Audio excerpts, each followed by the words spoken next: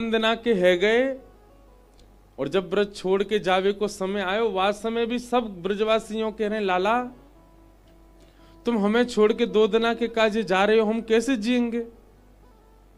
ठाकुर जी बोले मैंने 11 वर्ष 56 दिना दिए, अब 2 दिना नहीं देखोगे तो। बोले लाला ऐसा मत के 11 वर्ष 56 दिन क्यों, ये 11 वर्ष 56 दिन ऐसे लगे जैसे 11 क्षण ही निकले हों, 11 क्षण के समान। जो गोपियां गोपी गीत में कहती हैं त्रुटि युगायते त्वाम अपश्यताम, गोपियां कहती हैं कि हे श्याम सुंदर जब आप श्रृंगार करके हमारे सामने आते हैं और उस समय यदि हमारी पलक झपक जाती है तो एक क्षण के लिए झपकी हुई पलक भी 3 युग के समान लगती है।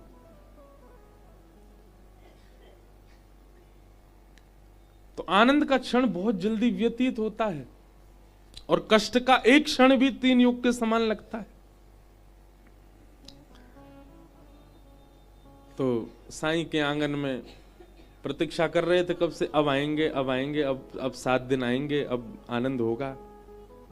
है गए 5 दिन तो है गए, 2 दिन रह गए।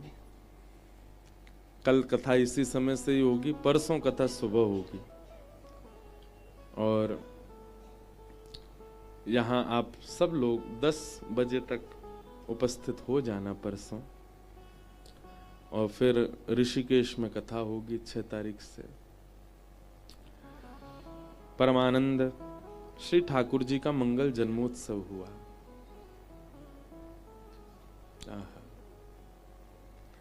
नंदस्त्वात्मजोत्पन्ने जाता ह्लादो महामनाः, आहूय विप्रान् वेदज्ञान् स्नातः सुचिरलंकृतः, वाचयित्वा स्वस्तेनं जातकर्मात्मजस्य वै, कारयामास विधिवत् पितृदेवार्चनं तथा।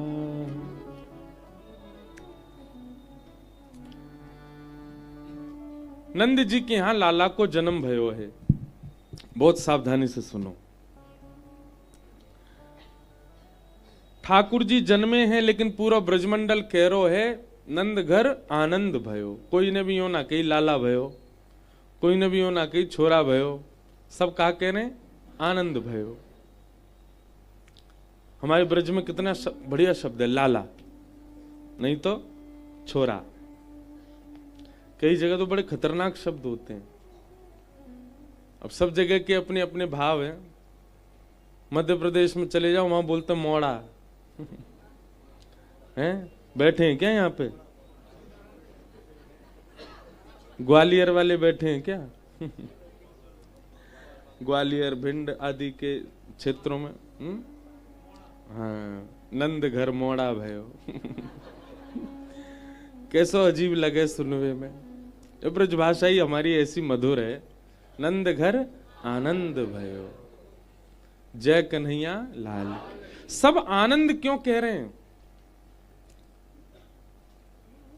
भैया? अब मत जाइयो, हैं? नंद घर आनंद भयो। लाला होतो तो केवल नंद जी के घर होतो, पर पूरे ब्रजमंडल में भयो है सुख, या हमारे आनंद शब्द कहो। भागवत जी में देखी जाए तो ऐसा अनुभव बता रहे हैं ब्रजवासीन को कि ब्रजवासी ने जितने उत्साह में नंद बाबा है उतने उत्साह में हर ब्रजवासी है, उतने ही उत्साह में। नंद बाबा अकेले नहीं लुटा रहे हैं अपनी अटारी से, जितनी अटारी हैं ब्रजमंडल में हर अटारी पे एक पुरुष खड़े है करके अपने घर की सामग्री लुटा रहे है। बाहर ते आवे वाले पूछ रहे हैं भैया नंद जी के लाला भयो तू काय को लुटा रहे है? सब ब्रजवासी कह रहे हैं पतो ना क्यों ऐसी मन में भावना है रही है, नंद जी के ना जी तो हमारो ही लाला भयो है, ये तो हमारे हृदय को प्राण भयो है। ठाकुर जी जब आपके जीवन में आते हैं, बहुत ध्यान से सुनना, ठाकुर जी जब जीवन में आते हैं तो संग्रह की स्थिति खत्म हो जाती है। ठाकुर जी जब जीवन में आते हैं तो आप इकट्ठा करना बंद कर दोगे, आप बांटना शुरू करोगे। और क्षमा कीजिएगा, इकट्ठा करने की स्थिति देख, लाला दूरबीन तो देख रहा हो, इतनी दूर तो बैठो ना हूं भैया मैं तो भी यार तो दूरबीन तो कथा सुन लो। जय हो, धन्य है भैया। बोल मिथिले बाबल साईं मां की।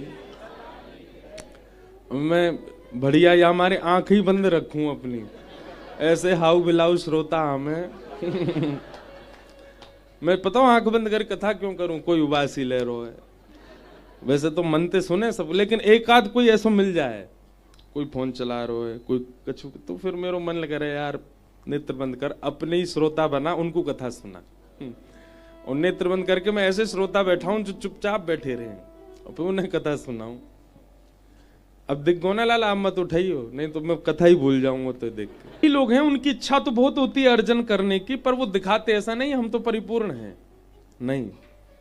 हृदय से, स्वभाव से और व्यक्तिगत रूप से भी व्यक्ति का स्वभाव ऐसा हो जाएगा कि जो है पर्याप्त है, परिपूर्ण है।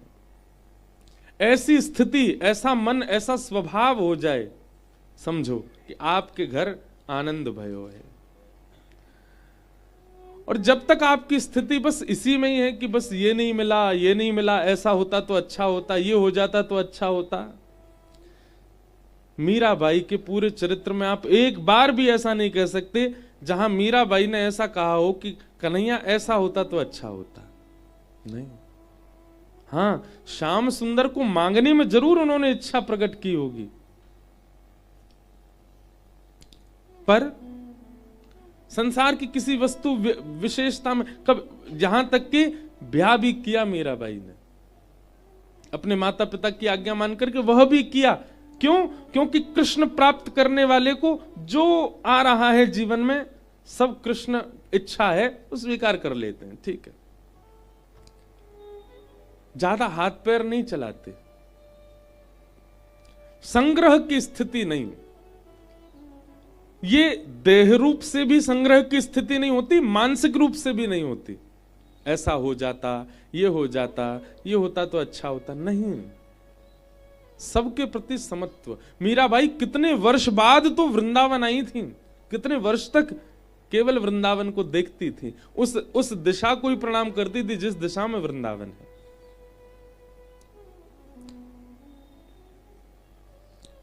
श्री कृष्ण जीवन में आएंगे तो संग्रह की स्थिति नष्ट हो जाएगी।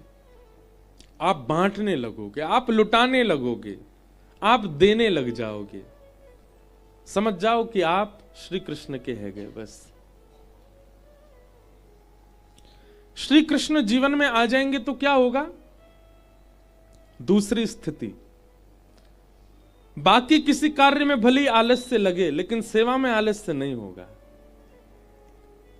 और वो भी भगवत कृपा, भगवत उत्सव की सेवा हो, उसमें बिल्कुल भी संकोच नहीं होगा, तुरंत मन होगा कि हम करें।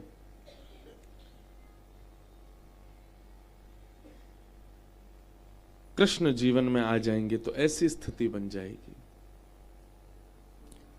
श्री कृष्ण जीवन में आ जाएंगे तो सब गुणवान दिखने लगेंगे, किसी में भी अवगुण नहीं दिखेगा।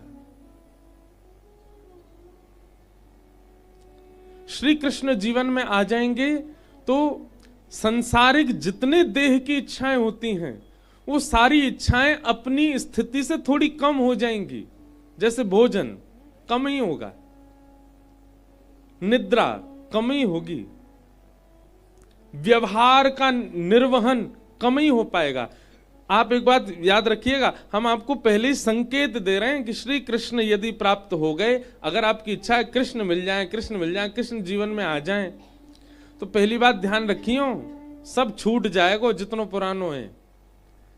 हमारो ठाकुर टेढ़ो है, त्रिभंग लली श्याम सुंदर।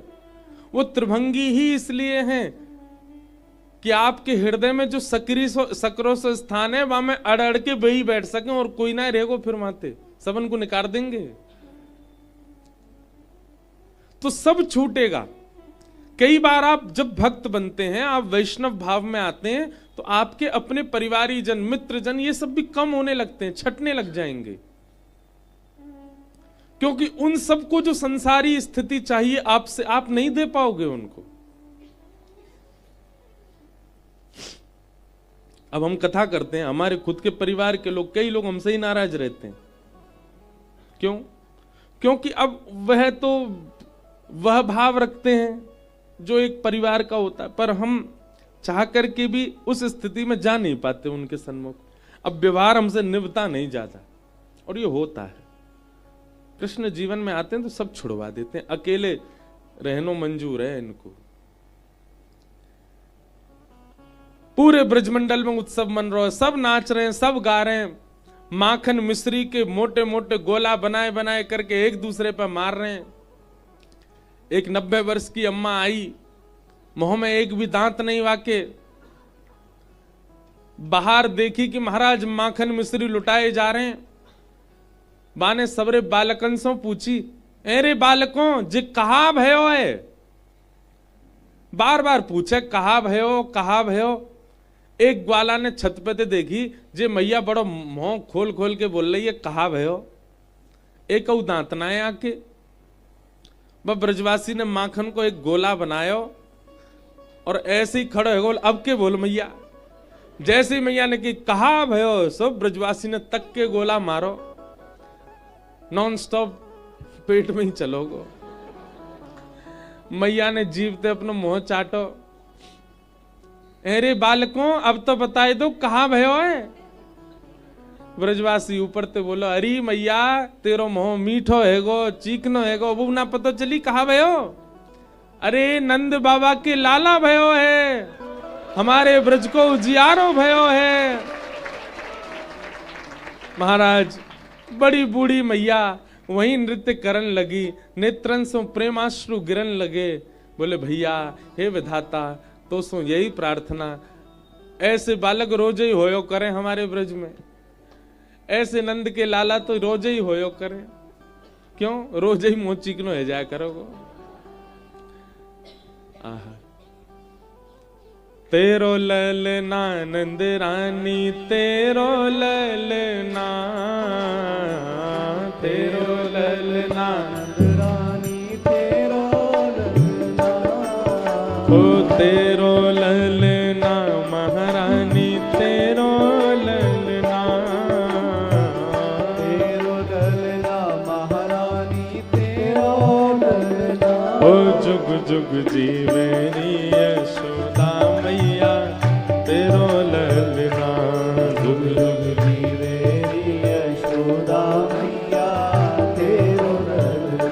अरे जुग जुग जीवेरी नंद रानी मैया, तेरो ललना, जुग जुग जीवेरी नंद रानी मैया, तेरो ललना, तेरो ललना नंद रानी, तेरो ललना, तेरो ललना तेरो ललना, ओ तेरो ललना महारानी, तेरो ललना, तेरो ललना महारानी, तेरो ललना। अरे जुग जुग जीवेरी यशोदा मैया, तेरो ललना, जुग जुग जीवेरी यशोदा मैया, तेरो ललना। अरे जुग जुग जीवेरी नंद रानी मैया, तेरो ललना, जुग जुग जीवेरी नंद रानी मैया, तेरो ललना। बड़े भाग ते यशोदा मैया, ऐसो सुत तिन जायो, बड़े भाग ते यशोदा मैया, ऐसो सुत तिन जायो। पे उतना ही तुम सबन को है। ठाकुर जी के जन्मोत्सव पे ये उद्घोषणा की बधाई दी है नंद बाबा ने सबको। आप सबको भी उतना ही अधिकार है जितना अधिकार हमारो है, और वो अधिकार आज तक चल रहा है। आज भी ब्रजवासी, ब्रज में जन्म लेवे वारे अपने आप को ठाकुर जी ते कम ना है समझे, बराबर ही माने, क्योंकि ये अधिकार वही समय दे दियो नंद बाबा ने। बोले भैया सब ब्रजवासी इनको अधिकार। क्यों ब्रजवासी इतने पूजनीय? आज भी ब्रजवासी इनको देखकर कोई कह दे कहां से ब्रज से हैं, संत प्रेर नहीं छुपाते उससे। अरे आप ब्रज से हो, आप पैर नहीं छुओ हमारे। कितने महापुरुष ऐसे, हम प्रणाम करें तो वो उल्टे दंडवत कर लें, भैया आप तो ब्रजवासी हो, आप प्रणाम मत करो। क्यों? क्योंकि ब्रजवासी इनको वही समय नंद बाबा ने पूर्ण अधिकार दे दिए। ये कोई छोटे बड़े ना है, लाला जा भाव से ये मानेंगे, वो लाला को मानना पड़ेगा। अगर ब्रजवासी कह दे लाला तू हमारा सखा है, भले ही ब्रजवासी पूर्ण अवगुण युक्त हो, लाला को निभाना पड़ेगा सखत्व। देखो एक बात, बहुत बहुत काम की बात बताएं। ब्रजवासी कितने बैठे हैं यहां पे? जय हो। देखो सबको हाथ उठाना चाहिए था। भले ही तन से नहीं रहते, मन में तो वृंदावन बस है ना।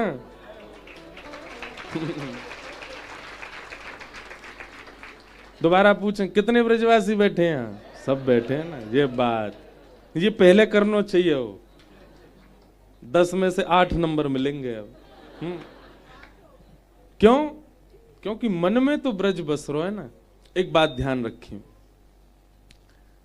जो ब्रजवासी हैं या जिनके मन में ब्रज बस रहे हो या जो तन से ब्रज में बस रहे हैं, वे ठाकुर जी के सामने एक बार जाके कहते हैं लाला तो से हमारा जे संबंध है। फिर भले ही वो भूल जाएं, फिर भले ही वो ना निभावें, ठाकुर जी को याद रहेगी या ये मुंह से ये संबंध बना के गए हो। बाहर वारेन के काजे या फिर जिनके चित्त में ब्रज नहीं है, उनको प्रयत्न करना पड़ता है, उनको प्रयास करने पड़ते हैं, उनको बड़ी मेहनत करनी पड़े तब जाके ठाकुर जी संबंध स्वीकार करें। लेकिन ब्रजवासी तो कह दे झूठे को लाला तू आज ते हमारो जय है, तो ठाकुर जी निभाते हैं, बाकी जगह तो आपको निभाना पड़ेगा। पर ब्रजवासी के काजे तो ठाकुर जी निभावे संबंध, ठाकुर जी संबंध निभाते। सौभाग्य है, धन्य भाग्य है हमारो कि हमारो जन्म ब्रज में भयो, ब्रजवासी खानदान में भयो, ब्राह्मण कुल में भयो, ठाकुर जी की कथा वक्ता बने। ये बहुत बड़ी कृपा है ठाकुर जी। मैं तो कभी कभी अपने लाल जी आज पधारेंगे, यही हमारे गेट बंद कर रखे हैं। आज साईं भी बेचारे कानते ही सुनने, देख तो रहना पा रहे। क्यों? किवाड़ लगा देंगे, क्यों लाला आवे को 56 भोग अरोगे को फिर कथा सुनेगो। हम कभी कभी विचार करते हैं, व्यास मंच से कह रहे हैं तो नजर नहीं लगेगी। ठाकुर जी कितनी कृपा है। भगवान कहते हैं मेरी सबसे बड़ी कृपा है कि मैं मानव बना दूं। तो पहली कृपा ठाकुर जी ने की, मानव बनाया। दूसरी कृपा ठाकुर जी ने की कि कहीं और को ना बनाए, ब्रज में ही बनाए हो। तीसरी कृपा ठाकुर जी ने करी कि एक ब्राह्मण ब्रजवासी के यहां भेजो। और बड़ी अद्भुत है, हमारे पिताजी जमुनापल्ली पार के, वृंदावन के जमुनापल्ली पार, और हमारी माताजी इतमाऊ की, मतलब जमुना के इस पार की, कोसी। दिल्ली से आते हैं ना, कोसी पड़ता है रास्ते में। तो एक छोड़ में पिताजी, एक छोड़ की मैया, 84 कोस के एक छोड़ के माताजी पिताजी। और मेरो जन्म भयो ब्रज में, वृंदावन में। अभी रुक जा, ताली नहीं बजाओ यार, सुन लो। तो पहले तो मानव बने, फिर ब्रज में बने, ब्राह्मण ब्रजवासी के यहां बने। फिर चौथी कृपा ठाकुर जी ने कर दी कि ऐसे परिवार में भेजो कि जहां जन्म से ही कथा सुनने को मिल रही है। हमें हमारे कानन ने जब होश संभालो होगा तब से ही कथा सुनने। पूज्य पिताजी महाराज कथा के में वहां के बाद धीरे धीरे न एक बड़े भय, तो ठाकुर जी ने कृपा करके या टूटी फूटी वाणी को भी सेवा दे दी, चल तू कथा कर ले, व्यास मंच दे दियो। और इतने में कृपा कम नहीं भई है, 5 साल ही भय कथा करते भय, 5 साल में ही इतने रीझ गए कि गिरधर स्वरूप धारण करके सेवा करावे आ गए। अब सेवा करा रहे हैं। तो कभी कभी मन में भाव आवे कि ठाकुर जी कितने कृपालु, कितने दयालु, कितनी कृपा करें। फिर मन में भाव आवे लाला तो नैकादी करे, जे कृपा तो श्री जी की है रही है, ये तो हमारी श्यामा जी की, हमारी लाडली जी बड़ी भोरी है। वे कभी विचार ना करें कि कौन कैसो है, या को स्वभाव कैसो है, या कि विचारधारा कैसी, या कि नियम कैसे। वो बस कृपा करनो जाने। या हमारे वृंदावन में श्री जी घूंघट में बैठी हैं, लाल जी प्रत्यक्ष दिखेंगे, श्री जी नाए दिख रही। क्यों? जानबूझ के ठाकुर जी नहीं छुपाए रखी हैं। क्यों? अरे आप रहने दो श्री जी, इतने लोग सामने आवेंगे और आपको स्वभाव है न को विचार नहीं करोगी, तुरंत जो मांगेगा वास दुगनो दे दोगी। और जो कलयुग के लोग बड़े चतुर हैं, जन काका मांग लेंगे। या हमारे ठाकुर जी ने श्री जी घूंघट में कर रखी हैं, स्वयं आड़े आकर के खड़े है गए। क्यों? ठाकुर जी विचार करें कौन योग्य है कौन अयोग्य है। तो हमारी श्यामा जी तो बड़ी भोरी हैं, वो विचार ना करें।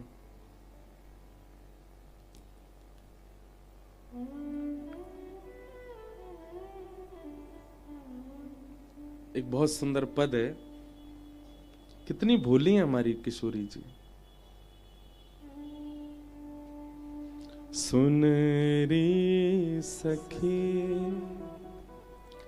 मेरी सी मूरत मैं देखी रवि जाजल माही।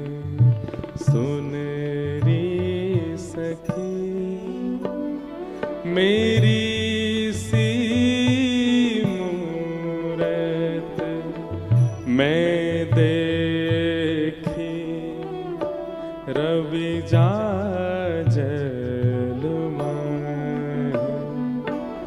सुन री सखी, गाओ। मेरी सी मूरत मैं देखी रवि जाजल। बहुत प्यारा पद है।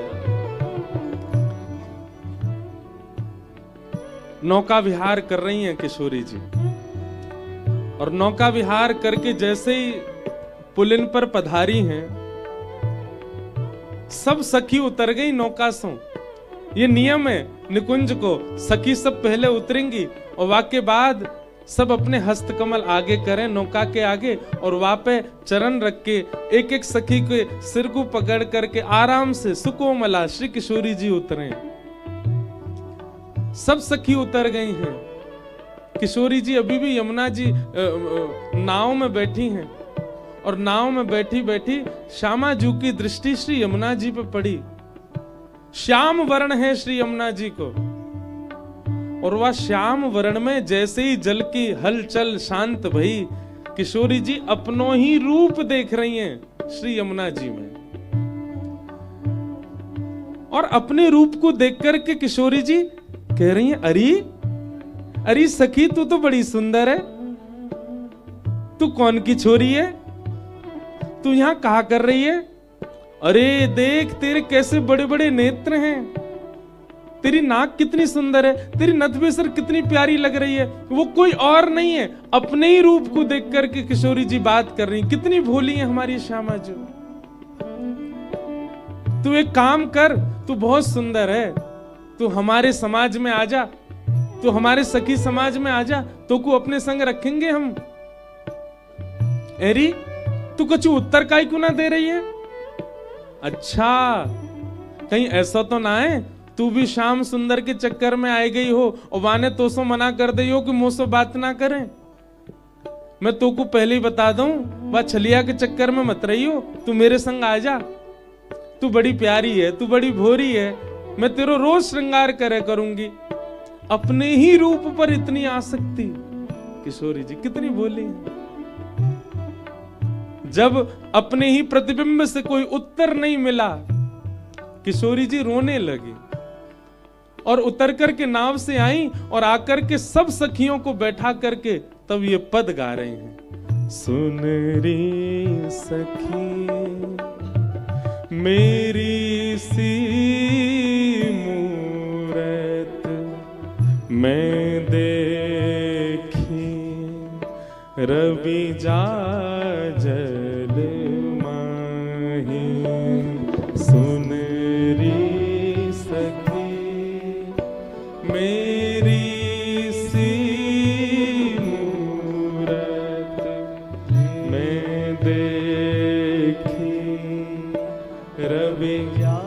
रविजा यानी कि यमुना।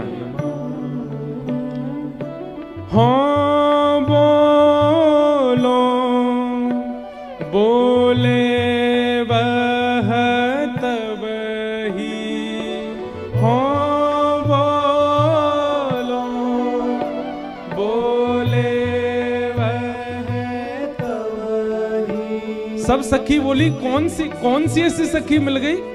अरे ललता, अरे विशाखा, जब मैं बोलूं तभी बोले, लेकिन वाक्य बोलवे से आवाज ना निकले, केवल मोह चलावे अपनों।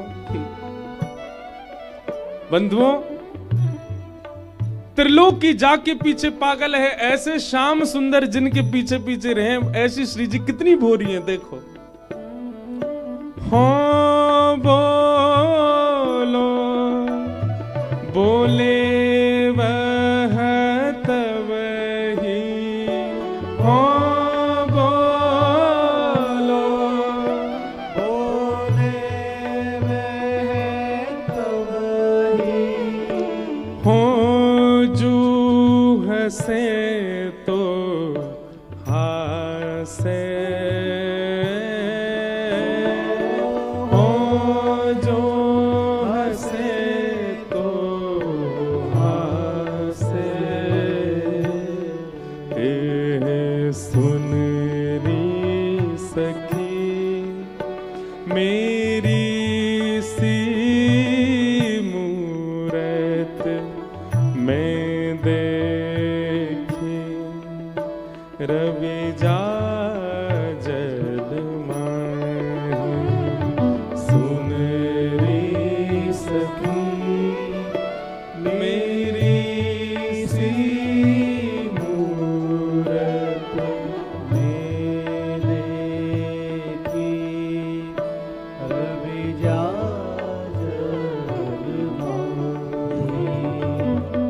खोल मन निकास ना आवे, खोल मन निकस ना आवे, खोल मन निकस ना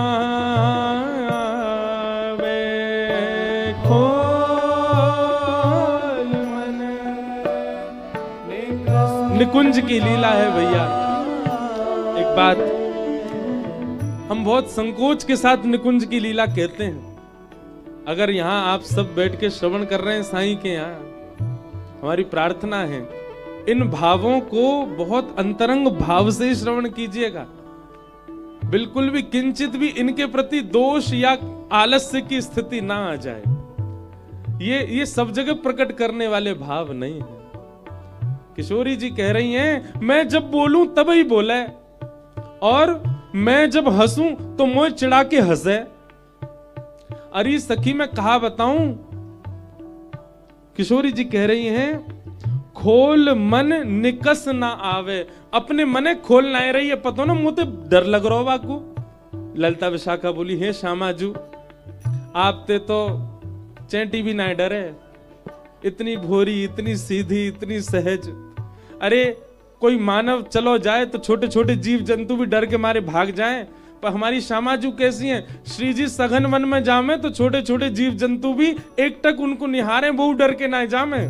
अरे छोटे छोटे कीट छोटे छोटे ये जीव जंतु भी ऐसे खड़े रहे, चले व्यक्ति तो चैंटी भाग है कि कहीं मुंह पे पाम ना धर दे, पर श्री जी जब चले ना चैंटी खड़ी रहे कि इनके पामन के नीचे दब के मर जाऊं, वही में मेरो सौभाग्य।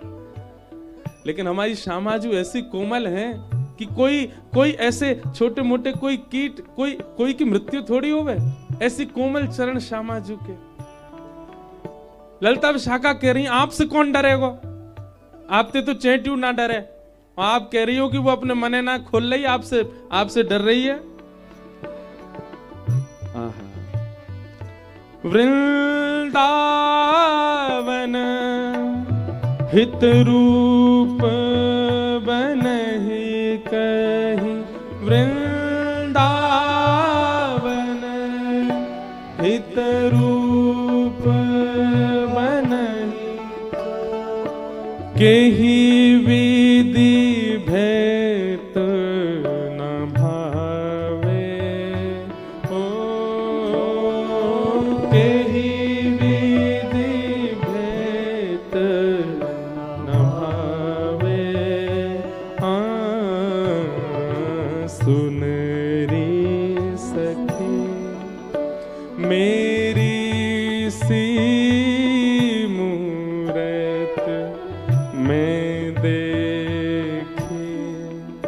रवि जा जल माही। सुन रे सखी मेरी सी मूरत मैं देखी, रवि जा जल माही। सब सखी कहने लगी, हे श्यामाजू चलो हमें दिखाओ कौन सी ऐसी सखी देख ली आपने। किशोरी जी कह रही मैं ना जाऊंगी, वो मोते डर है, कहीं मैं गई तो कहीं मेरे कारण तुम तो बात ना करेगी। तुम सबरी जाओ, जमुना जी में बैठी है भीतर, और भीतर तो ही बतिया रही है मोते, तुम भाई लेके आओ ना, वो बहुत सुंदर है। ललता विशाखा पूरी जमुना जी के किनारे छान लिए, कहीं ना मिली कोई सखी। विशाखा जी ढूंढते ढूंढते ढूंढते ढूंढते दूर वन में चली गई, तभी देखे सामने से श्याम सुंदर आ रहे हैं। ललिता विशाखा दौड़ी दौड़ी गई, हे श्याम सुंदर आज श्री जी बड़ी व्याकुल है रही हैं, और ऐसी वस्तु उनने पहले कभी नहीं मांगी जैसी वस्तु वो आज मांग रही हैं। ठाकुर जी बोली कहा है गो? अरे उनने जमुना जी में कोई सखी देख ली है, और वो बड़ी भोरी है, बड़ी सुंदर है, बड़ी प्यारी है। श्री जी बोले तो बोले, और बाकी नहीं तो शांत बैठी रहे। आप कृपा करो ना, वह सखी को निकास के श्री जी को पधराए दो। ठाकुर जी बोले जमुना जी के भीतर बैठी है सखी? बोले हम बैठ। तुम भी कछू बोले करो हैं। श्यामाजू कह रही है जमुना जी के भीतर सखी बैठी, और तुम मान गई कि बाकी भीतर बैठी है। जमुना जी में कौन सी सखी बैठेगी? अब सखी होती तो बाहर रहती, भीतर कौन रहेगा? सांस कांते लेगी वो। ललिता विशाखा बोली कहा बताएं, ऐसी भोरी श्यामाजू के संग रह के हमारी बुद्धि ना चले, जैसा वो सोचे वैसी हमारे भाव आ जाए। लालन अब कहा करें, हमारी श्यामाजू को संकोच कैसे दूर होएगा? ठाकुर जी बोले मैं पता हूं सखी कौन है। बोले कैसे कौन है? बोले चलो तुम्हें वहीं दिखाऊंगा। ठाकुर जी तुरंत एक माला लेकर के आए और श्यामाजू के आगे आकर के खड़े हो गए। सब सखी बोली हे श्यामाजू देखो श्याम सुंदर आए हैं और आपके काजी सुंदर माला लेके आए हैं। किशोरी जी तो व्याकुल हैं, श्याम सुंदर को देख करके प्रसन्न भई पर व्याकुल हैं। वह सखी को निकास के लाओ ना। हाँ निकासूंगा ना, पहले माला तो पहनो। किशोरी जी ने जैसे ही माला धारण करी बोले हाथ पकड़ो चलो यमुना जी। ना मोते डर है वो। अरे ना डरेगी, मैं हूं ना, चलो। बड़े संकोच में किशोरी जी गईं और ठाकुर जी ने कही अब ने देखियो कहां देखी आपने वो सखी? किशोरी जी ने जैसे ही जमुना जी में झांको फिर से किशोरी जी को प्रतिबिंब, अपनो ही प्रतिबिंब दिखो। और अब की बार ठाकुर जी के द्वारा पहनाई गई माला जैसे ही दिखी किशोरी जी जोर से हंसी। अरे अरे ललिता विशाखा जी कोई सखी ना जी तो मैं ही हूं। ये इतनी देर तो मैं खुद ही देख रही। ठाकुर जी चरणन में प्रणाम करें, जय हो श्यामाजू। कैसी बोरी हो आप, कैसा स्वरूप है आपको। सब सखी मिलकर के प्रणाम कर रही हैं। भैया ये इतनी कृपा जो हम आप सब पे है रही है ना, लाला तो बहुत संकोच करे कछु देवे में, इतनी कृपा तो निश्चित हम पे श्री जी की दृष्टि पड़ी है तभी हमें मिल रही है। वृंदावन में बैठे हैं, साईं के यहाँ बैठे कथा सुन रहे हैं। लाला हो तो बाहर ही हो रही होती कहीं कथा, वृंदावन में ना बैठे होते। पर वृंदावन बैठे यहीं खा रहे हैं, यहीं सो रहे हैं, यहीं नाच रहे हैं, यहीं आनंद कर रहे हैं, यहीं सब क्रिया कर रहे हैं, फिर भी प्रसन्नता है। निश्चित ही श्री जी की कृपा है।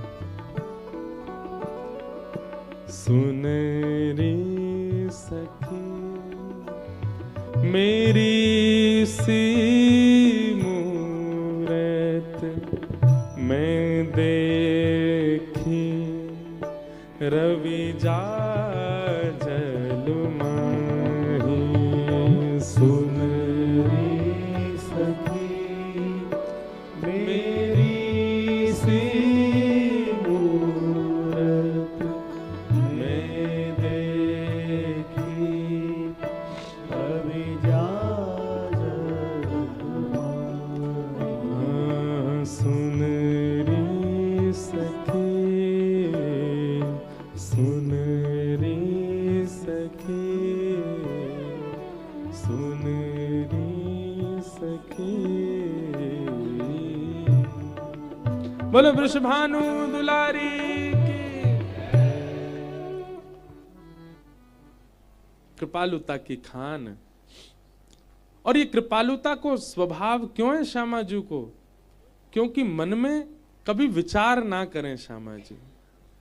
एक बार दृष्टि जहां पे पड़ जाए वहां पे कृपा होगी, निश्चित होगी। ऐसी किशोरी जी को हम प्रणाम करें।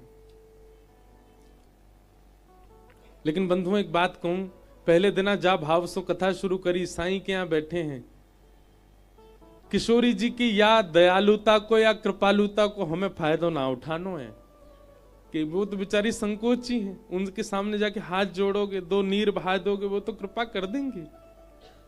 पर उन्हें हमें संकोच में नहीं डालना है। सदा यूं ही कहो, हे श्यामाजू, हमारे लिए जो उचित हो, हमारे लिए जो श्रेष्ठ हो, हमारे लिए जो अनुकूल हो, वैसी कृपा हम पे करो। बस हम भले ही गावें, लाडली जू कृपा करो, हे श्यामाजू हम पे कृपा करो, पर अब पतो ना क्यों या कथा सो साईं के यहाँ के आवे के बाद सो अब मन में एरो कि हम श्री जी को संकोच में नहीं डालना। हमारी योग्यता होगी तो वृंदावन और ब्रज के संत रसिक ये कृपा हम पे कर देंगे, पर श्यामाजू हम आपसों ज्यादा आपको संकोच में नहीं डालेंगे। आप तो बस प्रसन्न रहो, आप तो बस राजी रहो, आप तो बस निकुंज में सदा विलास करो, ऐसी भावना। तो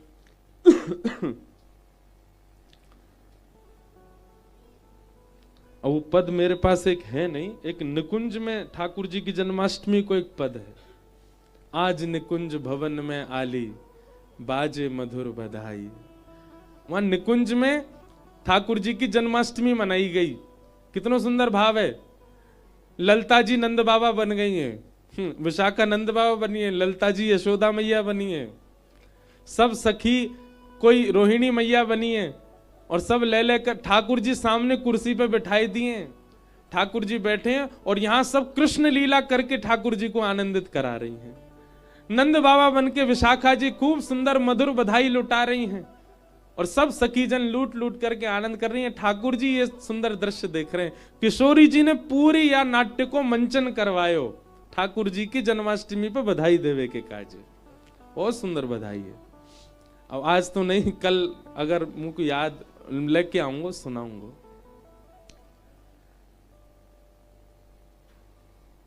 तो नंद बाबा के यहां लाला को जन्म भयो। 6 दिना के ठाकुर जी भय और पूतना नाम की राक्षसी आई। पूतना कौन है? अविद्या। कौन है? जिस दिन आप भक्ति के मार्ग में आते हैं, सबसे पहली चुनौती आपके जीवन में आती है अविद्या। अविद्या मतलब अविद्या में बहुत सारे काम, बहुत सारे भाव आ जाते हैं। अविद्या में अविश्वास भी आता है। मतलब आप भजन करने लगते हैं और धीरे धीरे एक समय ऐसा आता है कि आपको अपने ही भक्ति पर, अपने ही ठाकुर जी पर, अपने ही गुरु पर अविश्वास होता है। वही पूतना है। वो अविश्वास नहीं आना चाहिए।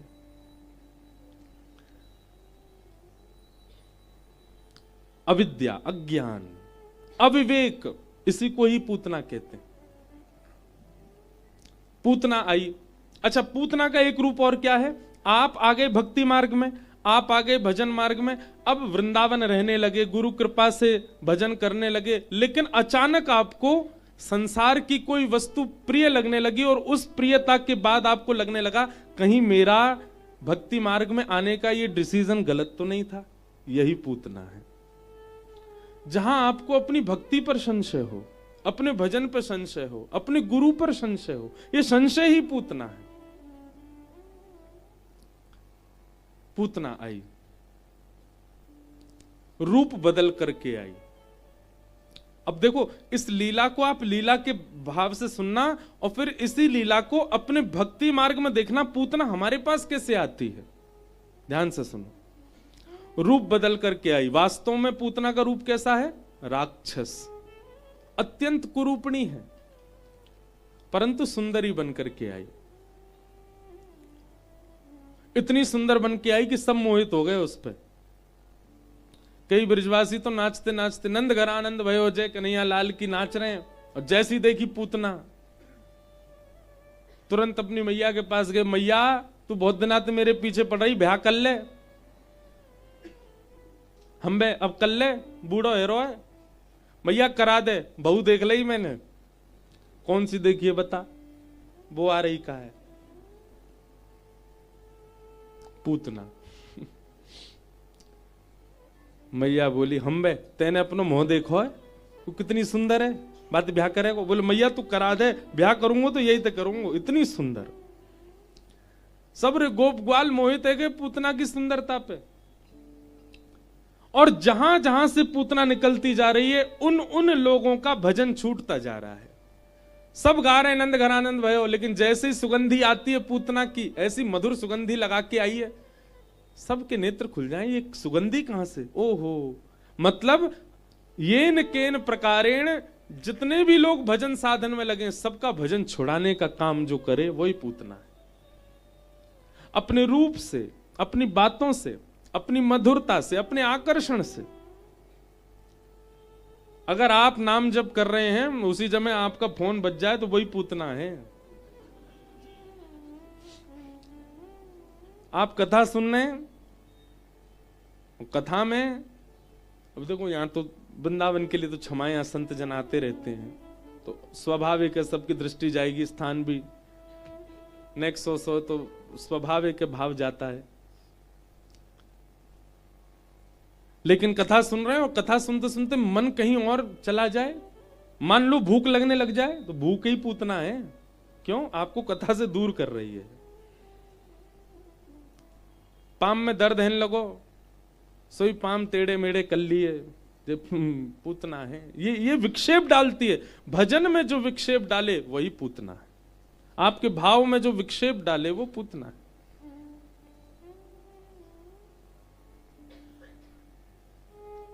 एक बालक आया हमसे मिलने, मुझसे बोला महाराज जी मेरी माता जी को समझाओ। मैंने क्यों? ये मुझे कथा नहीं सुनने देती। मैंने इनको कहा कि आप पूतना क्यों बन रही हो? मैंने कहा भाई तैने ऐसे क्यों कही? बोले आप कथा में कहते हो कथा सुनने में जो बाधा बने वो पूतना। बोले मेरी माँ ने बहुत मारा मुझे। क्यों? मैंने इनको पूतना बोल दिया। मैंने कि कहाँ है माता जी? बोले ये मैंने दो और मारो इसमें। मैं तेने अपनी मैया थी पूतना कह दी। महाराज जी कथा नहीं, मैंने मैया ने क्यों मारा? बोले पेपर थे महाराज जी, पढ़ नहीं रहा था। यूं कह रहा है कि पूतना हो आप। लोग अपने भाव से कथा सुन जाते हैं, पर हमारा भाव कहां है आप सब जानते हैं। आप भक्ति मार्ग में हैं और संसार की कोई ऐसी वस्तु जिसके प्रति लोभ जागृत हो रहा है वो पूतना है। किसी व्यक्ति के प्रति मोह जागृत हो रहा है भजन मार्ग में आने के बाद भी, वो पूतना है। किसी ने इतनी बड़ी गलती नहीं करी पर फिर भी उस पर भयंकर क्रोध आ रहा है, ये पूतना है। आप वैष्णव, आप भक्त इसलिए नहीं बने हो कि आप ठाकुर जी के हो। आप वैष्णव बने हो तो एक जिम्मेवारी आपके ऊपर है कि अब संसार के विकार ज्यादा उत्पन्न नहीं होने चाहिए आप में। एक बाबा हैं वृंदावन में, मौन रहते हैं। चातुर्मास होता है ना, 4 महीना मौन रहते। सदगृहस्थ बाबा हैं, 4 महीना मौन रहते हैं, किसी से बोलते नहीं है। लेकिन किसी व्यक्ति पे गुस्सा आ जाए तो उसको कहें उसको पास बुला करके और फिर कलम उठाएंगे, वो कागज पर गाली लिखेंगे और गाली लिख के उसको दे देंगे। उससे कहेंगे और वो बेचारा गाली पड़ता है, बोले ये तू है। ऐसा मौन काय काम को, अपनो क्रोध, ये पूतना है। पूतना संसारी लोगों पर आक्रमण नहीं करती, जो भजन मार्ग में है उन्हीं पर ही पूतना का आक्रमण है। पूतना ने सबका भजन छुड़वा दिया, सबको अपनी ओर आकृष्ट कर लिया। जैसे ही पूतना नंद भवन में गई, यशोदा मैया ने अपने नेक्स्ट से बाल गोपाल जी को खिला रही। अति सुंदर पूतना का रूप देख करके मैया को भी क्षणिक विश्वास हो गया कि भाई सुंदर है, अच्छे घर की है, कपड़ा लत्ता बढ़िया पहन रखे, जाए लाला देवे में कोई हर्जा ना है। और मैया ने अपने लाल जी पूतना की गोद में दे दिए। मैया कोई काम से बाहर गई, पूतना ने अपनो पयोधर जैसे ही भगवान के मुख में दियो, ठाकुर जी ने पहले उसके विष को पिया, रस तत्वों को पिया, पुण्यों को पिया, पापों को पिया, और प्राण समम रोष समन्वितो पिबत। जैसे ही भगवान ने प्राण पीना प्रारंभ किए, प्राण जैसे ही पीने प्रारंभ किए, पूतना का तो भयाभय रूप प्रकट होने लगा। जितनी सुंदर बन के आई थी उतनी कुरूपणी होने लगी। सा मुंच मुंचाल मित प्रभाषणी, अरे बालक मुंच मुंच छोड़ो, अरे बालक छोड़ो, अरे बालक छोड़ो। ठाकुर जी को पकड़ के दूर करे, लेकिन ठाकुर जी ने कस के उसके वक्ष को पकड़ा है और उसके प्राण खींच रहे हैं। 6 दिन का बालक कितना सा होता है, इतना सा होता है, नेक सा, उसमें ताकत, उसमें वजन भी नहीं होता। 6 दिन के ठाकुर जी ने ऐसी पूतना पकड़ी कि पूतना ने पूरे जोर लगा दिए, लेकिन ठाकुर जी ने छोड़ा नहीं। भगवान ने जैसे ही प्राण पिए, पूतना के प्राण निकल करके जैसे ही आए, विशाल विकराल पूतना का स्वरूप हो गया था। धड़ाम से नंद भवन के पीछे गिरी, जोर की आवाज हुई, सब ब्रजवासी घबरा गए, कहां भयो, कहां भयो। सब दौड़ करके पीछे गए तो विशाल राक्षसी पड़ी है। सबने नंद भवन के भीतर जाके देखो लाला कहां है, लाला नहीं मिले। सब त्राहिमाम त्राहिमाम करके चिल्लाए। जैसे ही नसेनी लगा करके पूतना के ऊपर चढ़े तो देखी ठाकुर जी तो पयोधर के ऊपर ही पड़े भये हैं, मुख से नेक नेक दूध बह रो है, दूध पी रहे। सब ग्वाल बालन ने जाकर के ठाकुर जी उठाए, अपने हृदय से लगाए, दौड़ करके आए। यशोदा मैया तो बेहोश अवस्था में आ गई, मैया की गोद में जाके लाला दियो, तब जाके होश आयो। सब गोपी ने कही, अरे मैया जन कैसी राक्षसी आ गई, आपने काय को दे दियो लाला। बोले अरे इतनी सुंदर बन के आई, ऐसी चौकी बन के आई, ऐसे लत्ता पहन के आई, मुंह को तो लगी जी तो बढ़िया होएगी, या हमारे लाला दे दियो मैंने। सब सखी बोली कोई बात ना, हमारे ठाकुर जी ने, हमारे इष्ट देव ने देखो हमारे लाला की रक्षा करी, लाला पूर्ण स्वस्थ है। पर पतो ना राक्षसी है, कैसी राक्षसी होगी, या कि कहीं अला बला नजर ना लग गई हो, या कि स्पर्श से कोई रोग लाला को नहीं है जाए। मैया जल्दी चलो। और सब गोपी ठाकुर जी को लेकर के गौशाला गई। गौमूत्रेण स्नापित्वा पुनर गौरज सार्भकं। ठाकुर जी को गौमूत्र से स्नान कराया, और गौमूत्र से स्नान कराने के बाद गौ की चरण की रज उठा करके भगवान के 12 अंगों पर लगाई गई। मैया ने गैया की पूंछ लेकर के ठाकुर जी को झाड़ू लगा दियो। बंधुओं, भगवान की वैद्य है कौन? गैया। हम सबको ठाकुर जी ने गौ माता दी, पर हम उसके योग्यता नहीं समझ पाए। श्री ठाकुर जी ने गैया को कभी दूर नहीं किया, सदा गैया के संग ही रहे। पूरी कृष्ण लीला यदि आप मुझसे पूछें कि ठाकुर जी ने किसके लिए की है, तो प्रथम नंबर पे आती हैं गैया, दूसरे पर आते हैं पर्यावरण, तीसरे पर आते हैं गोपी ग्वाल और ब्रजवासी। इन तीनन के काजी ब्रजलीला भई है, वहां में सबसे प्रथम श्रेणी है गौ माता की। हर लीला में गाय के बिना ठाकुर जी ने कोई लीला ही नहीं करी है। सब लीलाओं में गैया है। ठाकुर जी को झाड़ू आदि लगा दियो, ठाकुर जी प्रसन्न है गए। 6 दिना के लाला हैं, यशोदा मैया ने हृदय से लगाए, खूब कवच आदि के पाठ किए, ऐसी अला बला लाला पे कभी नहीं आयो करे। धीमे धीमे ठाकुर जी और बड़े है गए, 3 महीना के है गए। 3 महीना के ठाकुर जी जैसे ही भये, ठाकुर जी ने करवट लई।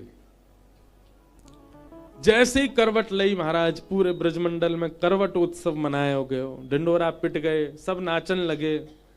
कहा भयो भैया काय बात की बधाई है रही है? बोले नंद जी के लाला ने करवट लई है आज। वारे लाडले, यही मारे हमारे ठाकुर जी बड़े बिगड़ गए हैं।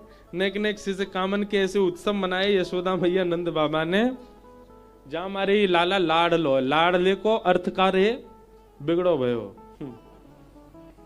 यही मारे लाला हमारो बिगड़ गो।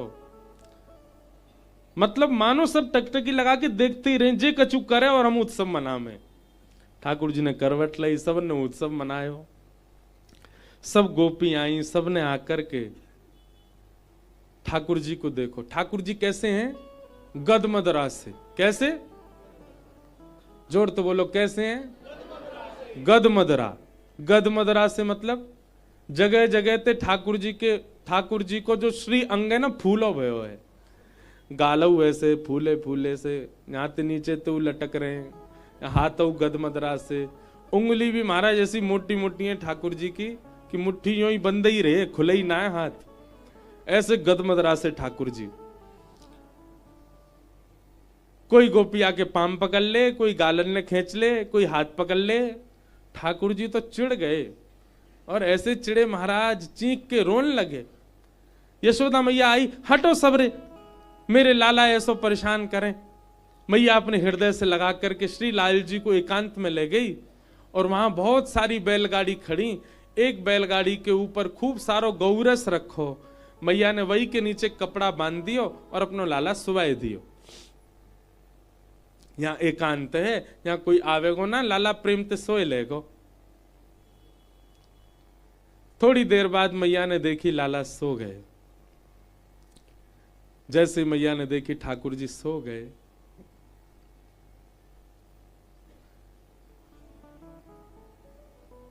आहा,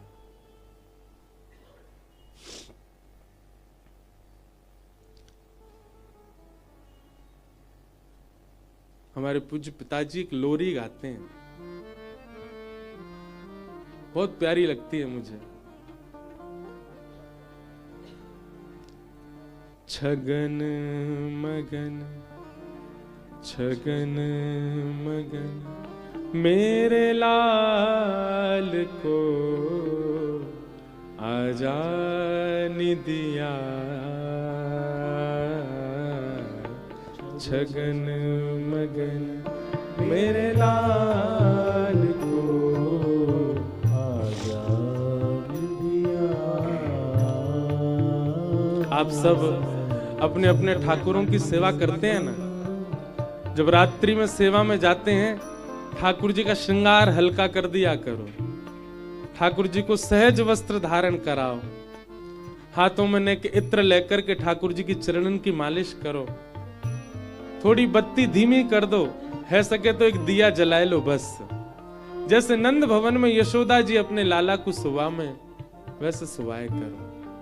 हमारे श्री लाल जी की रोज शयन ऐसी होती है। रात्रि में कोई शयन भी ऐसी, मंगला भी ऐसी, कोई बल्ब नहीं जले, कोई लाइट नहीं, दिया में। मानो ठाकुर जी को भी लगे और सुबावे वारे के मन में, उस सेवा वारे के मन में आ जाए कि सांची में लाला सोए रहे। और एक बात बताऊं आपको अपने अनुभव की, कभी कभी ऐसा हो सके कि लोरी गाते गाते और श्री चरणन की मालिश धीमे धीमे हाथन से करते करते है सके आप सोए जाओ वहीं ठाकुर जी के पास से। जैसे श्री गोपाल भट्ट गोस्वामी रात भर अपने श्री ठाकुर जी के आगे रुदन करते रहे कि हे नाथ, आपके नेत्र क्यों नहीं है, आपकी नासिका क्यों नहीं है, आपकी भुजा क्यों नहीं है, आपके चरण क्यों नहीं है, मैं आपको क्यों नहीं सजा सकता। और रात भर अपने शालिग्राम जी के सन्मुख गाते गाते रोते रोते शयन कर गए। और जब प्रातःकाल उठे हैं, श्री शालिग्राम जी तो अंतर ध्यान हो गए, साक्षात श्री राधा रमण लाल जी प्रकट हो गए। आपकी दिन भर की सेवा क्या है कोई फर्क नहीं पड़ता, पर आप शयन कैसा कराते हैं और ठाकुर जी की मंगला कैसे करते हैं वो बहुत विशेष है।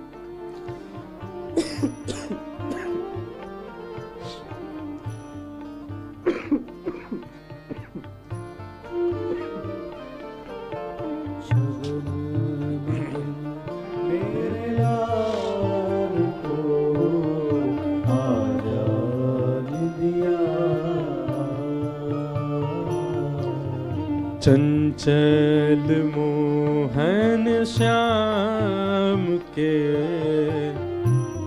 नैनन बीच समा, चंचल मोहन श्याम के नैनन बीच समा। आजारी निदिया लाल को, आजारी निदिया लाल को, आजारी निदिया लाल को, आजारी निदिया लाल को। मैया रही तो बुला छगन मगन मेरे लाल को आजान दिया, छगन मगन मेरे लाल को आजान दिया।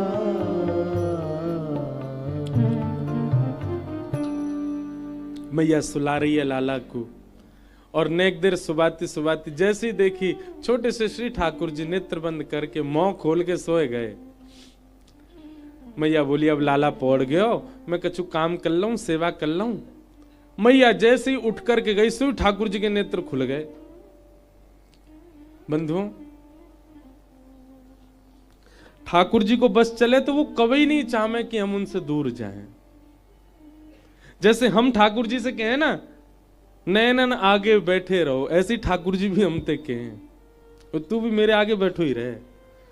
ठाकुर जी को बस चले तो हमारे सबरे काम धंधे छुड़वाए दे, यहीं बैठो रहे सामने, तू मुझे देखता रहे मैं तुझे देखता रहूंगा।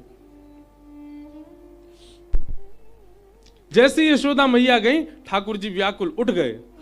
अच्छा मैया मुझे छोड़ के चली गई अकेलो, तो है ना पता कितने बड़े बड़े संत, कितने बड़े बड़े ऋषि 1000 वर्ष तक तपस्या करें तब जाए के मेरो दर्शन होवे, और मैं तेरे घर आगो लाला बन के तुम छोड़ के अकेलो चली गई और बैलगाड़ी के नीचे और सुवाई गई है मोए। रुक जा मैया अभी बताऊं। इतने में ही सक्टासुर नाम का एक दैत्य कंस ने भेजा। अब भगवान ने उसकी मति ऐसी फेर दी कि वो उसी सकट के ऊपर आके बैठा जिस बैलगाड़ी के नीचे ठाकुर जी, क्योंकि मैया बुलानी है। दैत्य को मारना नहीं है, ठाकुर जी को तो मैया की गोद में जानो है। लेकिन मैया को बुलावे कैसे, बोल तो सके ना नेक्से से लाला, और रोमेंगे भी तो आवाज कैसे जाए, इतने सब ग्वाल वाल नाच रहे हैं भीतर। सक्टासुर आकर के बैलगाड़ी के ऊपर बैठ गयो। ठाकुर जी ने पौड़े पौड़े कही रुक जा मैया बुलाऊं भाई।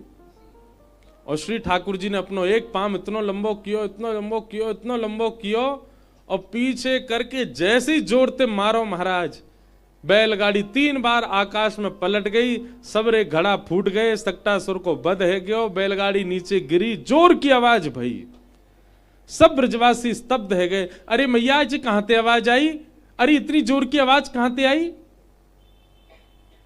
मैया घबराई, जैसे ही दौड़ करके पीछे गई तो जा सकट, सकट कहते हैं बैलगाड़ी को, जा सकट के नीचे ठाकुर जी सोए, वो ही सकट उल्टो पड़ो, दूध दही घी सब फैलो भयो। मैया दौड़ करके गई, मेरो लाला, अरे मेरो लाला यहां सोयो, अरे मेरो लाला कहां गयो। जैसी दौड़ के जाके देखो